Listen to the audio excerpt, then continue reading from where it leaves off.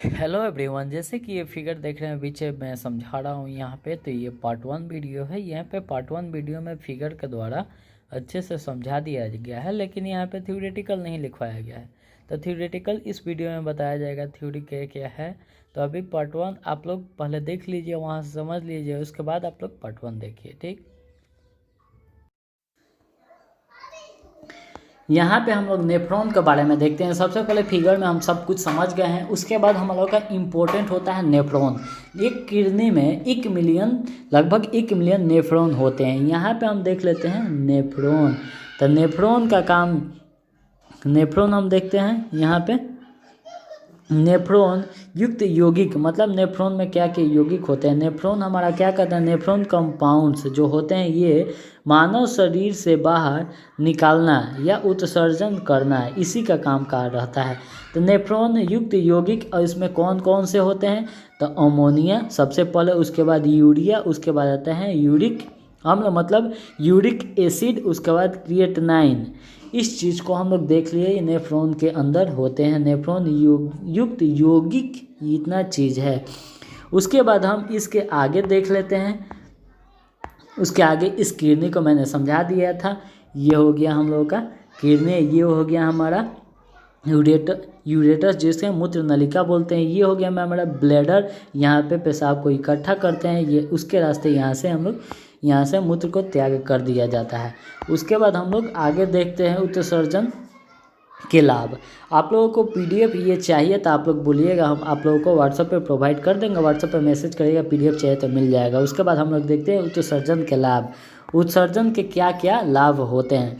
तो उत्सर्जन का लाभ होता है अवशिष्ट पदार्थ को उत्सर्जन करने से शरीर में अन्य बहुत लाभ होते हैं। जैसे कि शरीर में पानी का मात्रा नियंत्रित करता है, मतलब उत्सर्जित करने से शरीर में पानी का मात्रा नियंत्रित करता है, ये हमारा एक लाभ हो गया। उसके बाद एसिड बेस जो होता है, मतलब अम्ल क्षार को भी नियंत्रित करता है। उसके बाद देखते हैं सॉल्ट बैलेंस, मतलब सॉल्ट मतलब लवणों को भी बैलेंस करके रखता है। तो यहाँ पे हम लोगों को इसको देख लिए। उसके बाद और एक पॉइंट देखते हैं यहाँ पे, इस पॉइंट को, शरीर का ब्लड तापमान को भी नियंत्रित करता है। मतलब हमारे शरीर में जो भी ब्लड रहते हैं उत्सर्जित करते हैं, ब्लड का तापमान को नियंत्रित करता है या कंट्रोल करता है, उसको नियंत्रित करता है या फिर कंट्रोल करता है, नहीं तो ब्लड में टेम्परेचर हो जाएगा। इस चीज़ को नियंत्रित करता है उत्सर्जित करने से। उसके बाद हमारा अगला पॉइंट आ जाता है यहाँ पे उत्सर्जित यौगिक। ये पॉइंट है हमारा उत्सर्जित यौगिक के आधार पर जीवों का वर्गीकरण। तो यहाँ पे देखते हैं हम लोग, मनुष्य जो है यूरिया का उत्सर्जन करता है। तो कौन कौन क्या क्या करता है, यहाँ पे हम लोग ध्यान देख लेते हैं। सबसे पहले यहाँ पे दिखाई दे रहा है अमोनोटैलिक, मतलब उत्सर्जित करना। अमोनोटैलिक जो होता है ये अमोनिया का उत्सर्जित करता है, जिसमें एक्वेटिक एनिमल्स आते हैं, जिसमें कि फिश हो जाता है और ऑक्टोपस। फिश मछली जो होती है और ऑक्टोपस होता है, यही क्या करता है, हमारा अमोनिया का उत्सर्जित करता है। उसके बाद हम लोग देख रहे हैं यहाँ पे यूरोटैलिक, मतलब यहाँ पे यूरोटैलिक जो होते हैं यूरिया का उत्सर्जित करते हैं। ये कौन करता है, ह्यूमन बीइंग में एग्जाम्पल आता है एनिमल्स ही इस चीज़ का उत्सर्जित करते हैं। उसके बाद अगला हम देख लेते हैं यहाँ पे ये जो देख रहे हैं, ये यूरेकोटेलिक होता है, जो कि यूरिक अम्ल का उत्सर्जित करता है। ये कौन करता है, ये सिर्फ पक्षी बर्ड्स करती है, यही है एक उत्सर्जित करती है। उसके बाद हम अगला पॉइंट को देख लेते हैं, पक्षी को देख लिए हैं। उसके बाद ये हमारा अगला पॉइंट आ जाता है, ये ग्वानोटैलिक जो होता है ग्वानीन का उत्सर्जित करता है, जिसमें कौन कौन सा आ जाते हैं, जिसमें मेढक आते हैं और बिच्छू आते हैं। ग्वानीन जो होता है इसका करता है, जिसमें कि मेढक और बिच्छू आते हैं। ग्वानिन ये डायरेक्ट करता है। ह्यूमन क्या करता है, यूरिया का उत्सर्जित करता है। उसके बाद हम लोग अगला पॉइंट देखते हैं। यहाँ पे ये पॉइंट देख लीजिए सबसे पहले, ये स्टडी ऑफ द एक्सक्रिएटिव सिस्टम, मतलब उत्सर्जन तंत्र का स्टडी हम किस में करते हैं, यूरोटोलॉजी में हम लोग इसका स्टडी करते हैं। उसके बाद मतलब एक्सक्रिएटिव सिस्टम का उत्सर्जन यूरोटेलिक में करते हैं। ये हम लोग देख सकते हैं फिगर, इस साइड में हो गया मेल, ये हो गया मेल और ये हो गया फीमेल। तो यहाँ पे देख सकते हैं, यहाँ पे किडनी ये दिखाई दे रहा है और उसके बाद ये किडनी आप लोगों को दिखाई दे रहा है और ये किडनी आपके मेल में है और ये फीमेल में है। ठीक, इसका साइज़ देखिए, राइट वाला जो होता है ये थोड़ा, लेफ्ट वाला जो है ये थोड़ा ऊपर है और राइट वाला नीचे है। यहाँ पे एक स्ट्रेट लाइन देके दिखा दिया गया है, राइट वाला नीचे है, लेफ्ट वाला थोड़ा ऊपर है। ये किसके कारण, ये यकृत के कारण, लीवर के कारण थोड़ा नीचे होता है। दोनों में हम डॉट करके दिखा रहे हैं आप लोगों को। ठीक, उसके बाद ये हमारा नली हो गया हम लोगों का, ये नली हो गया और यहाँ से फीमेल में भी देख लीजिए नली हो गया। उसके बाद ये हो गया ब्लैडर, ये हो गया ब्लैडर।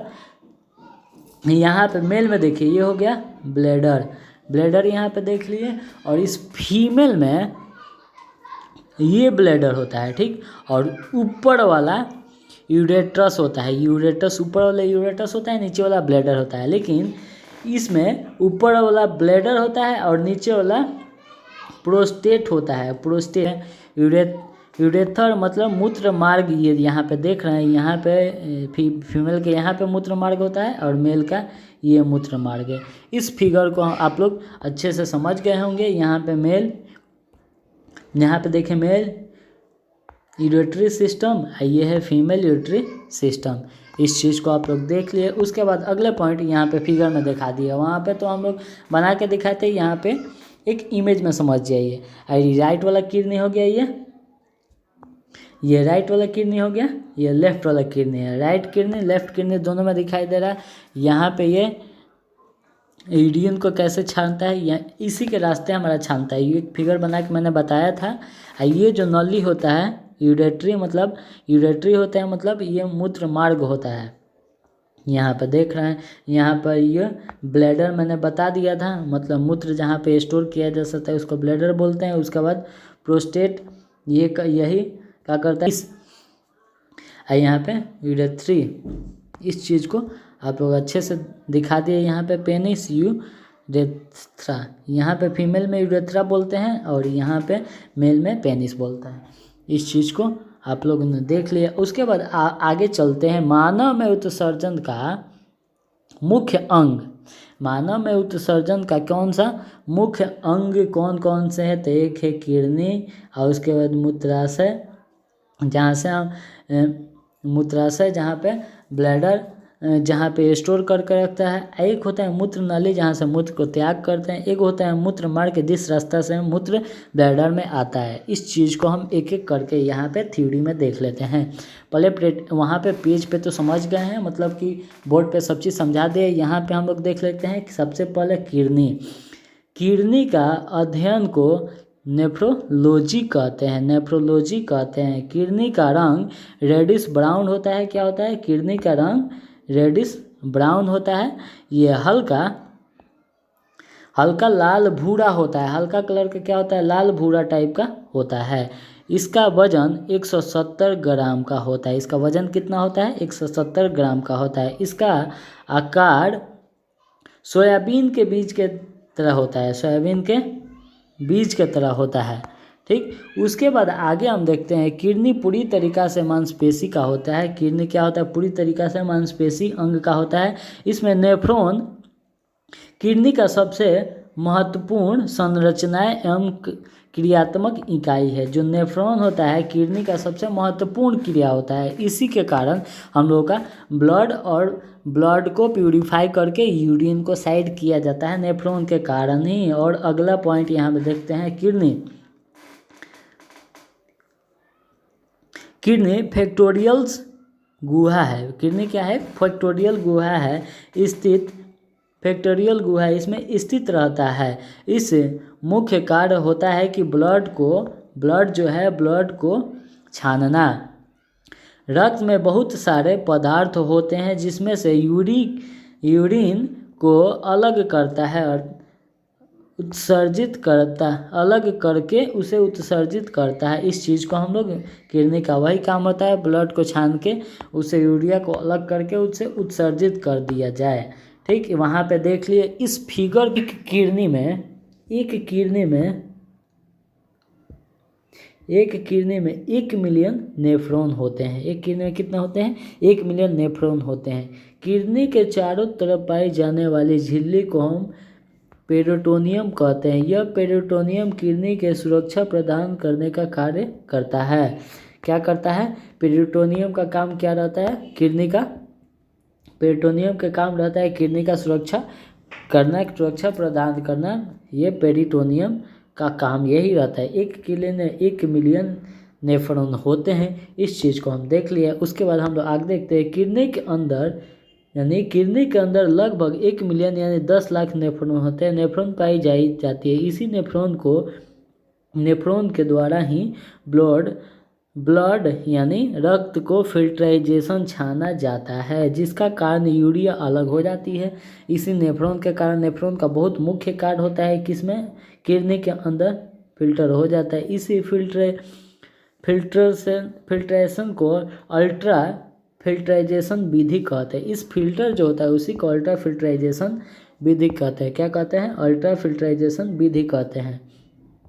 बायां किडनी द्वारा दाएं किडनी का तुलना में थोड़ा ऊपर होता है। बाएं किडनी होता है दाएं किडनी के तुलना में थोड़ा ऊपर होता है। यूरिया में पाई जाने वाली तत्व कौन कौन सा होती है?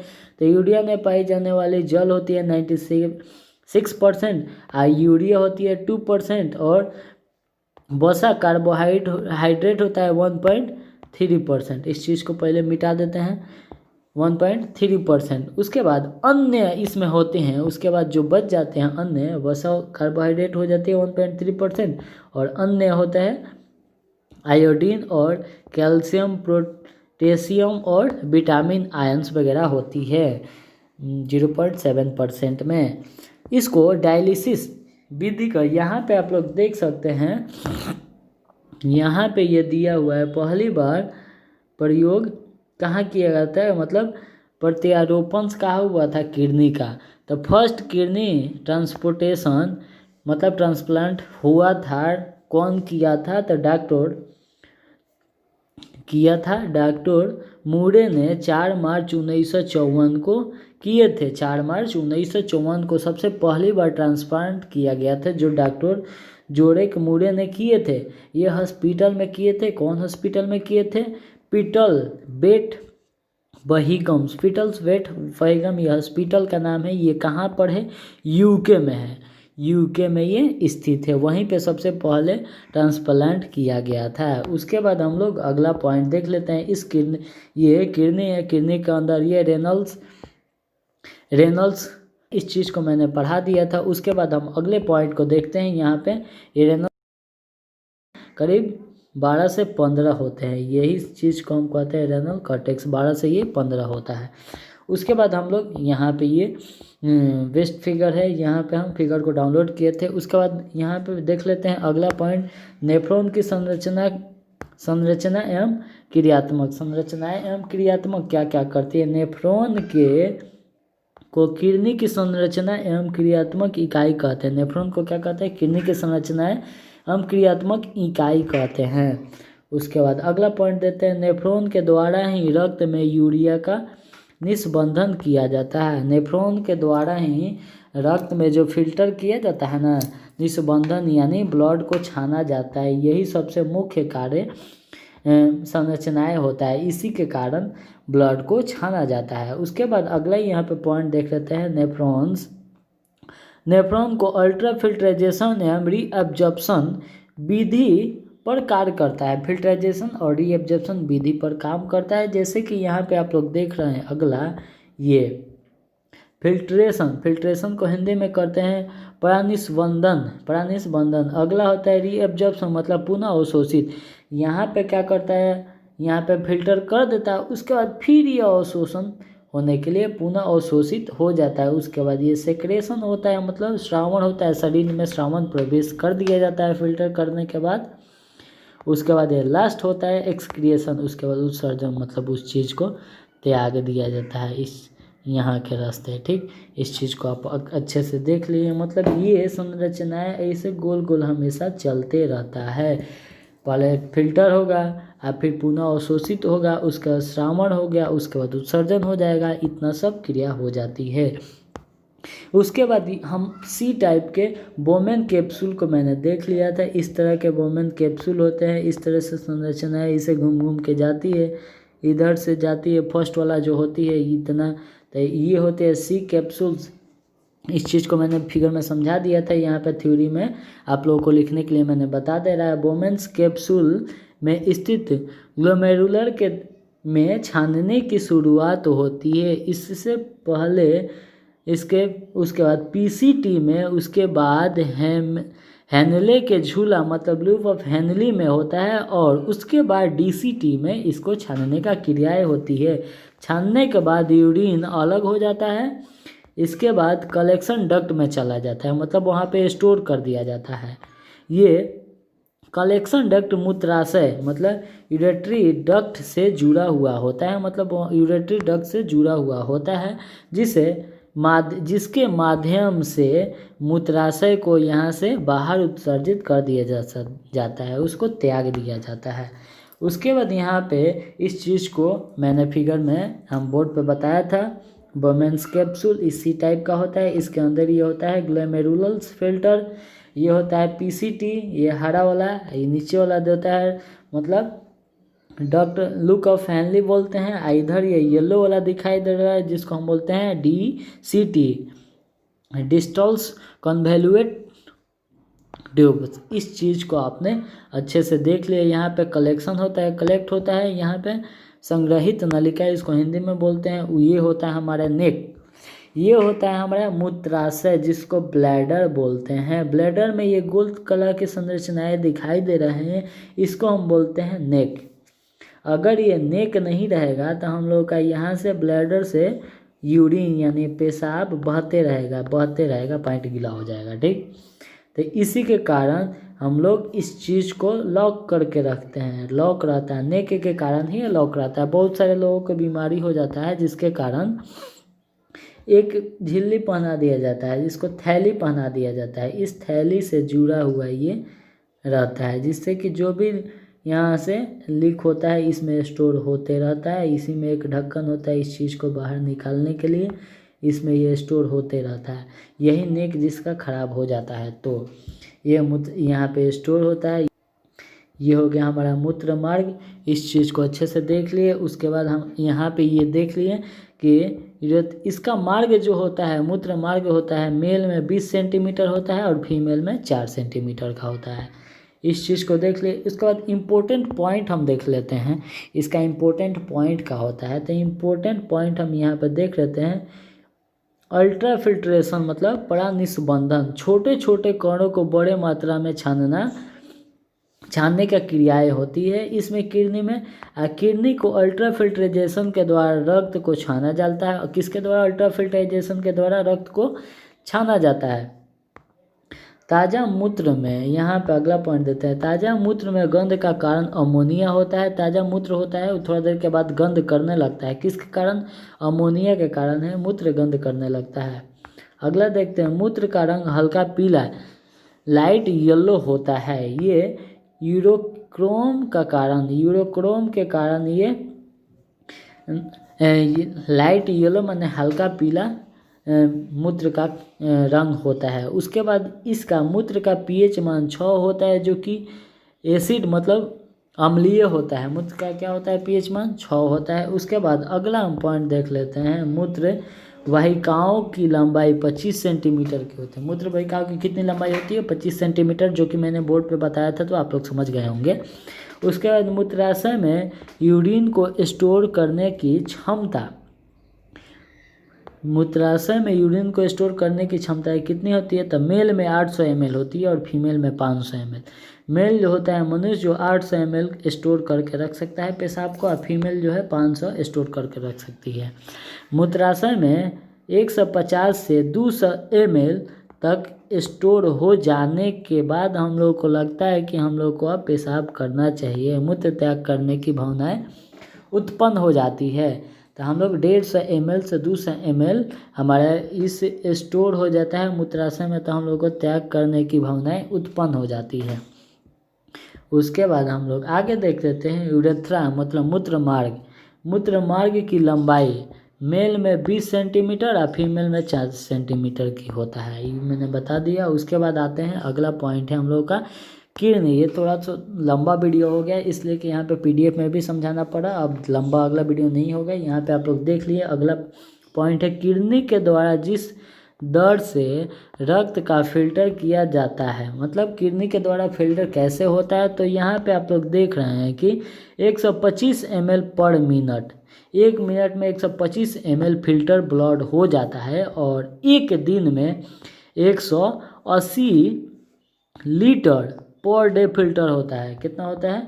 180 लीटर पर डे फिल्टर किया जाता है। तो हम लोग घबरा गए कि 180 लीटर हमारा ब्लड में क्या खून है का? तो नहीं, ये क्या होता है कि ऐसे ही सर्कुलेशन होते रहता है, गंदा होता है क्षमता है, गंदा होता है क्षमता है। हम लोग पानी पीते रहते हैं, खाते पीते रहते हैं, रोज का संरचनाएं होती रहती है ना, तो यही एक दिन का 24 घंटा का जोड़ा जाता है, तो यही हो जाता है कितना? 24 घंटा के यही हो जाता है कितना? 180 लीटर। ये हो जाता है 180 लीटर। उसके बाद यहाँ पे आप लोग देख रहे हैं DTH का फुल फॉर्म होता है एंटी डी यूरेटिक हार्मोन होता है। यह एक वासेफ्रिन्स मतलब इसका इंग्लिश में कहते हैं वोसोफेनस कहते हैं, इसको वोसोफेनस कहते हैं। उसके बाद अल्कोहल के उपयोग से ADH संयुक्त हो जाता है। अल्कोहल के उपयोग से क्या होता है? ADH संयुक्त हो जाता है। ADH का अधिक श्रावण होने पर BP हाई हो जाती है। ADH का अधिक श्रावण हो जाता है बॉडी में, तब बॉडी में क्या होता है? BP हाई हो जाता है, ब्लड प्रेशर बढ़ जाता है। अगला पॉइंट हम लोग देखते हैं ADH का कम श्रावण होने पर किडनी खराब होने की संभावनाएं हो जाती है। बढ़ेगा तो BP हो जाएगा, कम होता है खराब हो जाएगा। तो दोनों में संभावनाएं ये सेम रहना चाहिए, बराबर रहना चाहिए, जितना चाहिए उतना ही रहना चाहिए। ज़्यादा होगा तो BP बढ़ जाएगा, कम होगा तो किडनी खराब हो जाएगा, जिससे हम लोग को डायलिसिस करवाना पड़ता है। जिसका किडनी खराब रहता है उसे डायलिसिस करवाना पड़ता है। किडनी खराब होने पर डायलिसिस विधि का उपयोग किया जाता है। जैसे किडनी डायलिसिस मतलब होता है ब्लड को छानने का क्रियाएं करना पड़ता है। इसका कृत्रिम तरीके से खून को छाना जाता है। कृत्रिम तरीके से क्या होता है? खून को छाना जाता है। नेफ्रॉन बीमारी कब होती है? नेफ्राइटिस बीमारी नेफ्रॉन में सूजन हो जाने के कारण नेफ्राइटिस बीमारी हो जाती है। मूत्र में अधिक यूरिन की मात्रा होने पर यूरेमिया बीमारी हो जाती है। मूत्र में ज़्यादा यूरिन होने पर यूरेमिया बीमारी हो जाती है। उसके बाद गठिया क्यों होती है? अगर ये गठिया का इंग्लिश में कहते हैं गोट्स, मतलब यूरिक अम्ल का उत्सर्जन नहीं होने पर यह क्रिस्टल्स के रूप में जॉइंट पर जम जाता है, जिससे सही रूप से मूवमेंट नहीं हो पाता है, उसे गठिया रोग कहते हैं। जैसे बूढ़े लोगों को देखते होंगे गांव में, उठता बैठता है तो उसका जितना जोड़ रहता है ना, जैसे कि घुटना का जोड़ होता है, एल्बो का जोड़ होता है, ये सब क्या होता है? एकदम दर्द करने लगता है कोई पकड़ के रखता है, एकदम वैसे ही जोड़ करके रखता है। उसी को हम बोलते हैं गठिया रोग। यूरिक अम्ल जो होता है ये क्या करता है? उसमें जाके जम जाता है, पेशाब के रास्ते नहीं निकल पाता है, इसीलिए गठिया रोग हो जाता है। तो आई होप कि आप लोगों को वीडियो समझ में अच्छे से आ गया होगा। अगर नोट्स चाहिए तो आप लोग व्हाट्सएप पे मैसेज कर सकते हैं मेरे यूट्यूब अबाउट में जाके। उसके बाद हम मिलते हैं नेक्स्ट वीडियो में। नेक्स्ट वीडियो रहेगा श्वसन तंत्र का वीडियो रहेगा, उसमें फेफड़े के बारे में अच्छे से समझाया जाएगा। तब तक मिलते हैं, बाय बाय, अगले वीडियो में मिलते हैं।